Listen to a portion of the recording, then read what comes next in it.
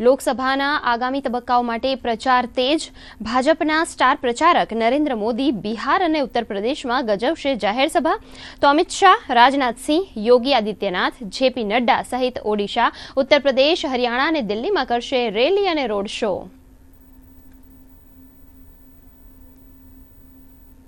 લોકસભા ચૂંટણીના અંતિમ 2 તબક્કા માટે અન્ય પક્ષોએ પણ લગાવી તાકાત. કોંગ્રેસ અધ્યક્ષ મલ્લિકાર્જુન ખડગે હરિયાણામાં તો રાહુલ ગાંધી ઝારખંડમાં સંભાળશે મોરચો. પ્રિયંકા ગાંધી, અખિલેશ યાદવ, માયાવતી, તેજસ્વી યાદવ સહિતના નેતાઓ પણ કરશે પ્રચાર. આમ આદમી પાર્ટીના સાંસદ સ્વાતિ માલીવાલ સાથે કથિત મારપીટના કેસમાં દિલ્હી પોલીસે એસઆઈટીની કરી રચના.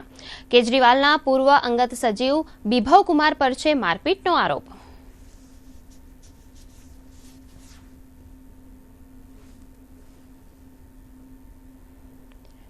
જમીન કૌભાંડમાં જેલમાં બંધ ઝારખંડના પૂર્વ મુખ્યમંત્રી હેમંત સોરેનની જામીન અરજી પર આજે સુપ્રીમ કોર્ટમાં સુનાવણી. તો શરાબ કૌભાંડના આરોપી મનીષ સિસોદિયાની જામીન અરજી પર દિલ્હી હાઈકોર્ટ સંભળાવશે ચુકાદો.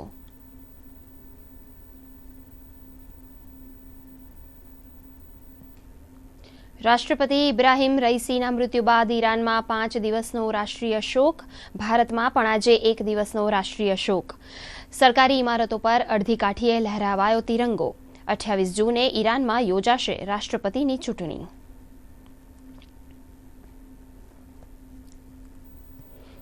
અમદાવાદ એરપોર્ટ પર ઝડપાયેલા આઈએસઆઈએસના 4 આતંકી 14 દિવસના રિમાન્ડ પર. મૂળ શ્રીલંકાના 4 આતંકી પાકિસ્તાનના હેન્ડલરના હતા સંપર્કમાં. ભારતમાં હતો દહેશત ફેલાવવાનો પ્લાન. આરએસએસ, ભાજપ અને હિન્દુ સંગઠનના નેતાઓ હતા નિશાને.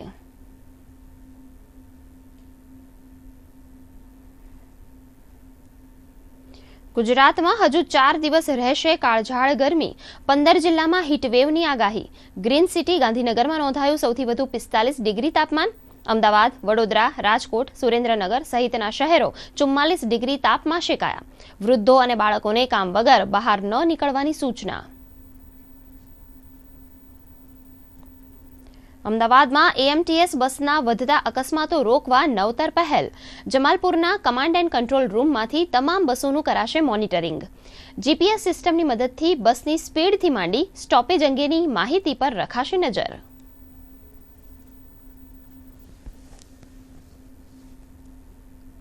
ભારતીય શેર બજારની લાલ નિશાને શરૂઆત. સેન્સેક્સ 74,000ની નીચે, જ્યારે નિફ્ટીમાં પણ 22,500ની આસપાસ કારોબાર. ગઈકાલની તેજી બાદ આજે સોના અને ચાંદીના ભાવમાં ઘટાડો.